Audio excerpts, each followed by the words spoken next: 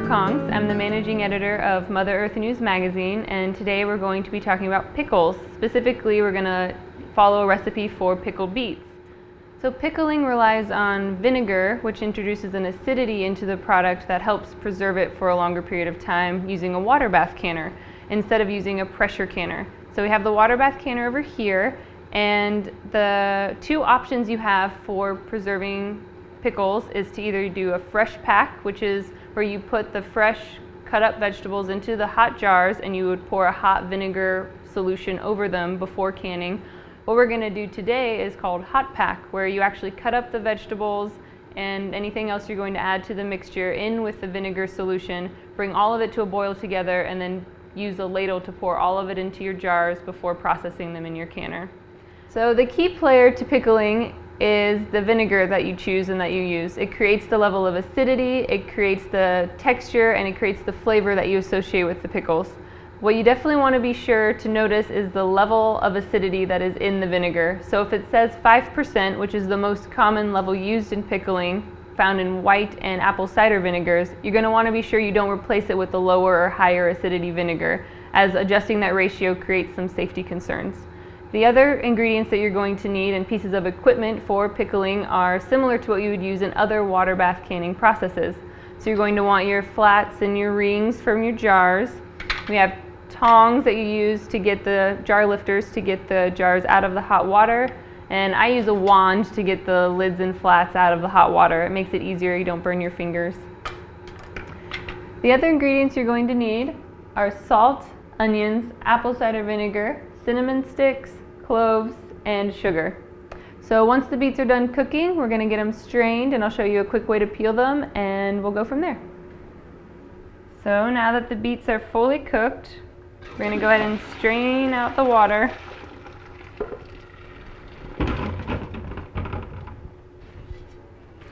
The easiest way to peel beets is after they're cooked, is to just run a little cold water on them, and the skins will crack and slip right off. You can see how easily they're coming off of the beet, and then you'll have this perfectly peeled and clean beet that you can use for your recipe. So I'm going to finish peeling these, and then we'll take them over to the cutting board and get them chopped up to put into the jars.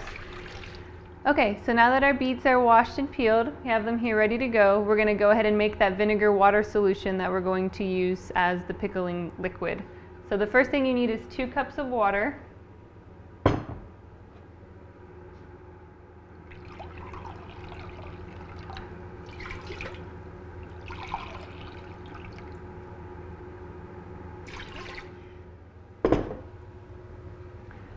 Four cups of vinegar, which is this entire bottle.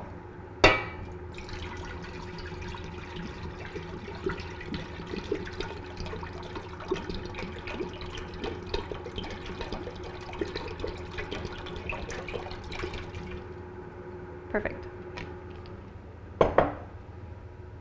2 cups of sugar, which I've pre-measured into this bowl.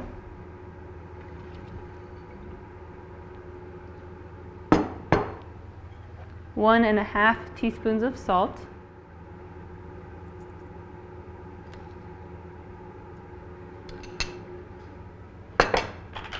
The cinnamon sticks and cloves. The cinnamon sticks and cloves you can do to your taste. The recipe actually calls for 2 cinnamon sticks and 12 cloves, but if you like it to be more spicy, you can add more. If you like less spice, you can take it away. About 12. And now we're going to bring this vinegar solution to a boil and make sure all the sugar and salt dissolve. So after you've turned on the stove, go ahead and stir the sugar and salt into the brine. You're going to try and get as much dissolved as possible before it starts cooking. Okay. And when you're at this point, you're going to want to get a few other pieces of equipment ready so that you can start the canning more smoothly. You're going to have your flats in a pan of water, and you want to go ahead and get those boiled and sterilized and warm so that the seal is ready to take to the jars when you get to that point of the process. And we're also going to want to go ahead and chop up our beets so that we can add them to the solution once it's been boiling.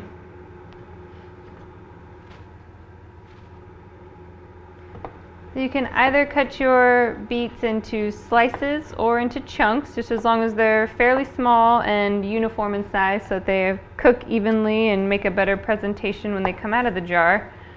I always cut my pickled beets into chunks because I learned how to can pickled beets from my grandmother, and the pickled beets were cut into chunks and the buttered canned beets were cut into slices.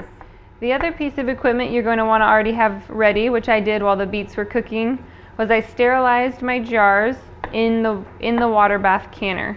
So I put the jars into the canner on the rack and I poured water over the jars, boiling water. And that way they will be warm and ready for me to use when I get to this point when the other ingredients are ready.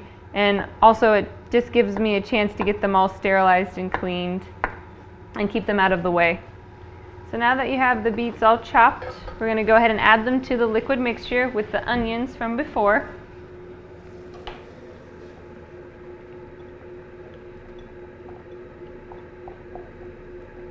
Okay. Stir these in, and then we're going to let the whole mixture come back to a rolling boil. And in the meantime, I'm going to go ahead and get the jars out of the canner so that they're ready to go, because after this comes back to a boil, we're going to fill the jars and get them processing in the canner. These jars that I have warm and sterilized in the canner, I'm going to go ahead and take them out and get them ready to be filled.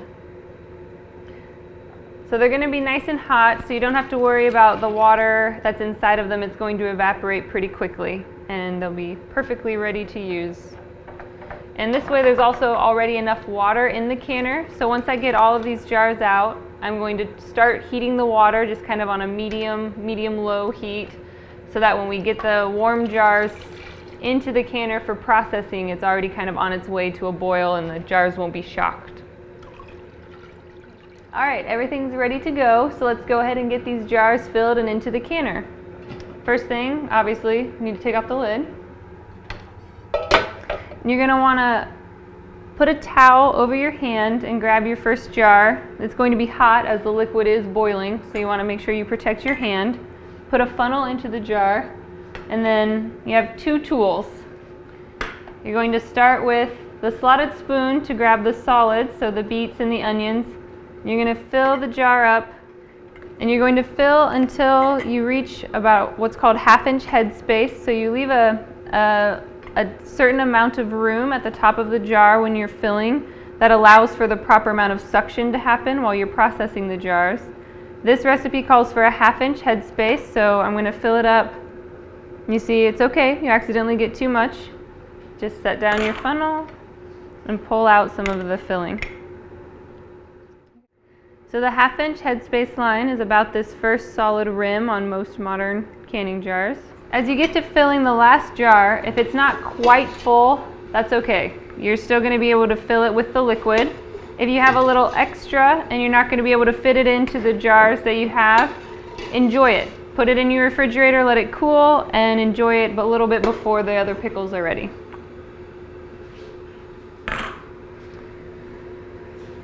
So we're going to put this last jar into the canner. Take this lid. And then once we put the last jar in, I'm going to go ahead and make sure there's about an inch of water above each of the jars, which there is currently. You're going to put the lid on, and we're going to turn the heat up because you're going to process the jars in the canner at a hard boil. Okay, so we put the last jar in the canner. We're going to put the lid on, and we're going to turn up the heat because the beets need to process for 30 minutes, but we can't start the processing time until the canner is at a full boil, and then we leave it at a boil for the entire time. So we're going to go ahead and get it started. So now that the water bath has been processing for 30 minutes, we've turned the heat off and it's time to unload our canner. And take the lid off. Be sure and use a hot pad because the whole canner will get very hot during the processing period. And use your jar lifters. Just cautiously kind of shake off the top water. You're going to set them down onto the towel. You're going to use a towel because it helps keep the shock from the temperature change from the boiling hot water to your cool countertop from affecting the jars. When you're setting out the jars, make sure you give them, just like when you loaded the canner, you left space around each jar. You're going to want to do that on the towel also, because just like you wanted the hot water to circulate around each jar in the canner, you want the cool air to circulate around each jar while they're coming out and cooling back down to room temperature. Now these jars, once they're all cooled, so you're going to want to leave them for at least 12 hours till they're completely cool, and you're going to hear them pop. It's a very satisfying sound after a day's long work. You're going to hear them go pop, just like that, and you're going to feel really great about it. And then when you're done with them cooling on the towels, you're going to go ahead and move them to a storage space, which can be shelves in your pantry or in your kitchen, as long as it's pretty cool. It doesn't have to be super cool. Room temperature is fine, but you definitely don't want to keep them in a really hot space. You don't want them to get wet, so keep them somewhere dry. You're going to want to remove the rings so that rust doesn't cause the seal to break, and then they'll be good for up to 2 years, but I really doubt you're going to last that long. So that's how you make pickled beets. Thanks, and for more recipes for canning, go to motherearthnews.com.